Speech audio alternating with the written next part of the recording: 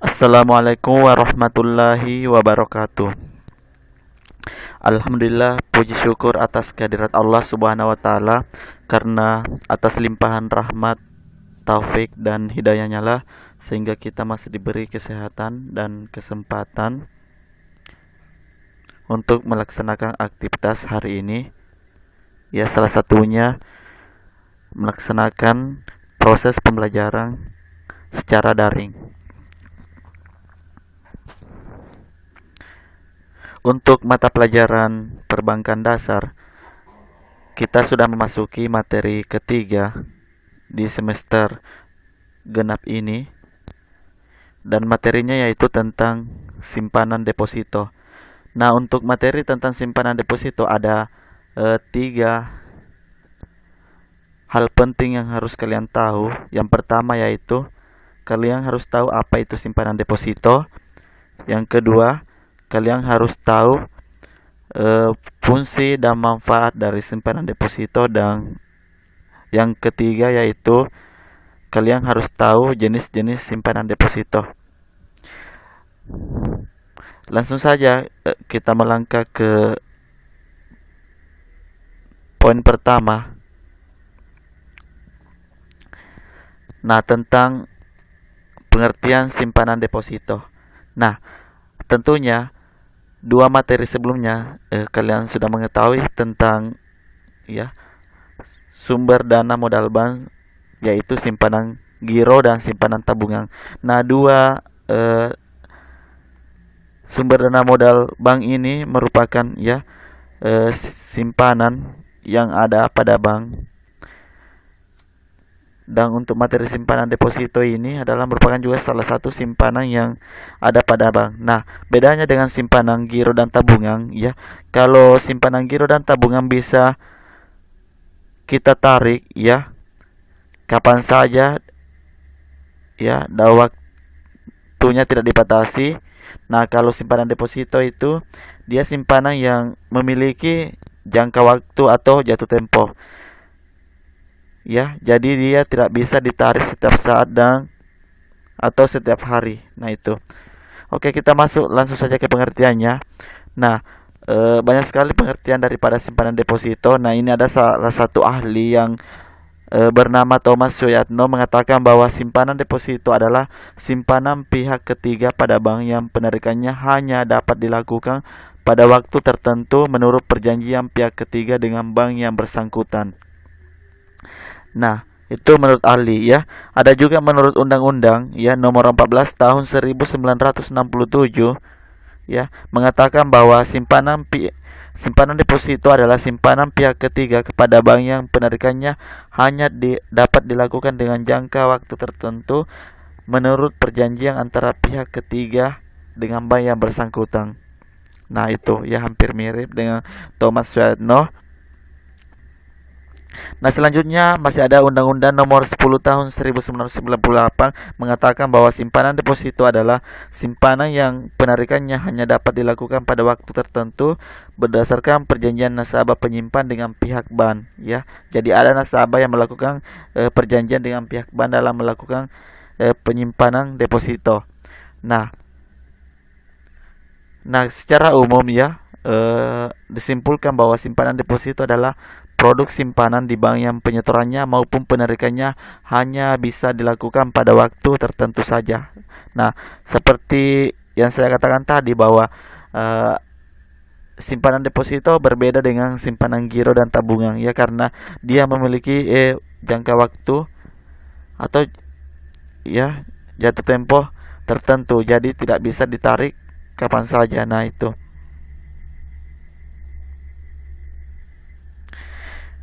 Nah, untuk bunga deposito sendiri, ya, umumnya lebih tinggi dibandingkan dengan bunga tabungan maupun giro. Karena kenapa? Karena uang yang dideposito, ya, ataukah disimpan, ya, dalam bentuk deposito itu memiliki bunga yang sangat tinggi.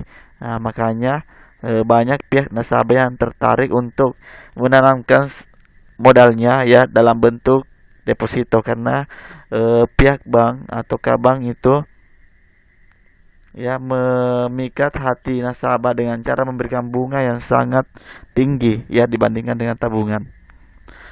Nah, kita lanjut saja ke bagian yang kedua, yaitu fungsi dan manfaat dari simpanan deposito. Nah, eh, kita masuk ke fungsi dulu. Jadi, fungsi daripada deposito itu ya sangat banyak. Nah, ini dibedakan menjadi dua, ada fungsi intern dan fungsi ekstern. Nah, apa itu fungsi intern? Kita lihat penjelasannya. Nah, fungsi intern yaitu sebagai pemenuh kebutuhan modal bank dan sisi lain juga membantu menjaga posisi likuiditas bank. Nah, apa maksudnya? Jadi simpanan deposito ini merupakan salah satu sumber utama modal bank yang praktis penggunanya karena mempunyai limit waktu. Nah, deposito ini bagi suatu bank berfungsi untuk memenuhi kebutuhan modal suatu bank. Dan di samping itu juga membantu menjaga posisi likuiditas bank. Artinya, kebutuhan akan modal kerja suatu bank harus selalu dipenuhi setiap saat, sehubungan dengan salah satu fungsi utamanya, yakni sebagai lembaga yang menyalurkan dana dari masyarakat dalam bentuk kredit atau sebagai lembaga pemberi kredit. Nah, itu. Kemudian yang kedua, fungsi steren. Penjelasannya itu jalan penghimpunan dana dalam jumlah yang besar. Nah, fungsi steren ini dikaitkan dengan fungsi yang ada di luar perusahaan, ya, yakni sebagai lembaga yang bergerak dalam bidang jasa yang memperlancar arus pembayaran uang, ya, dengan tujuan untuk pembangunan nasional, yang dimana diharapkan, ya,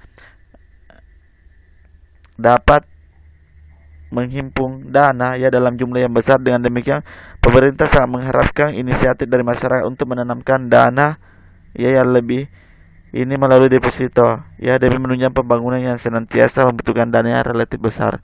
Ya, jadi fungsi eksternnya yaitu ya pastinya untuk menghimpun ya dana dari masyarakat ya dalam jumlah yang besar, kemudian bisa menyalurkannya kembali bagi masyarakat yang membutuhkan ya dalam bentuk pinjaman. Nah, itu sebenarnya tujuan ya atau fungsi ekstern dari simpanan deposito. Nah, kita lanjut lagi ya, manfaat dari simpanan deposito. Apa manfaatnya itu? Untuk meningkatkan kesejahteraan. Ya, jadi dana deposito ini ya diharapkan ya dapat ya menunjang pembangunan yang senantiasa membutuhkan dana yang relatif besar.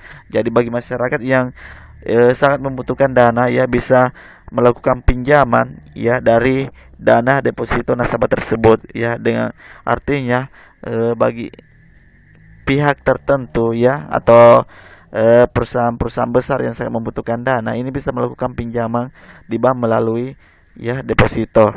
Nah, itu. Kemudian kita lanjut lagi ke bagian yang terakhir, itu jenis-jenis dari simpanan deposito. Nah, jenis-jenis dari simpanan deposito itu banyak sekali, tapi umumnya yang paling sering digunakan ada tiga. Ya, yang pertama yaitu deposito berjangka, kemudian yang kedua sertifikat deposito, dan yang ketiga sertifikat ongkel. Nah, apa itu? Kita akan jelaskan satu persatu.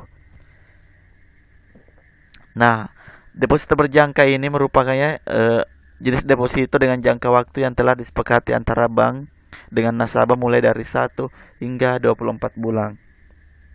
Ya, jadi deposito berjangka ini ya penarikannya hanya dapat dilakukan pada waktu tertentu ya menurut perjanjian, ya mulai dari 1 bulan sampai 24 bulan. Nah, deposito berjangka ini juga bisa diperpanjang ya otomatis yang namanya ARO ya. Apa itu ARO? Yaitu automatic rollover, yang artinya perpanjangan otomatis dan tingkat bunga yang berlaku sesuai saat perpanjangan ya. Jadi ada perpanjangan ulang dalam pemberian bunga. Nah, itu. Kemudian selanjutnya yaitu sertifikat deposito. Nah, sertifikat deposito ini ya juga merupakan jenis deposito dengan jangka waktu yang telah disepakati antara bank dengan nasabah mulai dari 2 hingga 12 bulan. Nah, ini sebenarnya sama saja ya, hampir sama dengan dengan deposito berjangka. Nah, cuman dia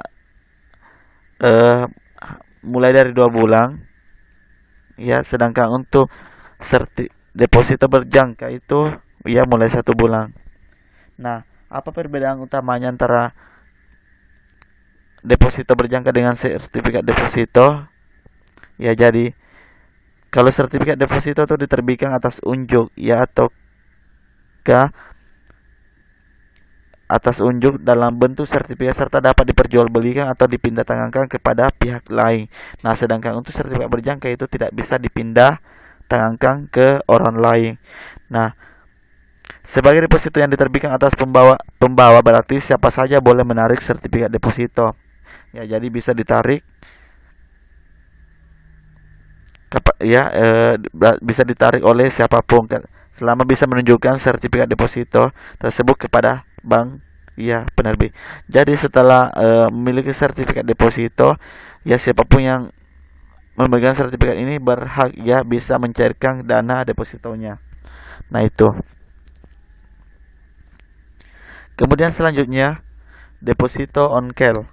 Nah, ini adalah ya, jenis yang ketiga, yaitu jenis deposito dengan jangka waktu yang telah disepakati antara bank dengan nasabah mulai dari 7 hari sampai kurang dari 1 bulan. Nah, ini bedanya, ya, karena kalau deposito on call itu memiliki jangka waktu yang kurang dari 1 bulan saja, itu sudah bisa dicairkan. Nah, tapi dalam pencairan deposito on call itu dia harus melakukan pemberitahuan sebelumnya, ya.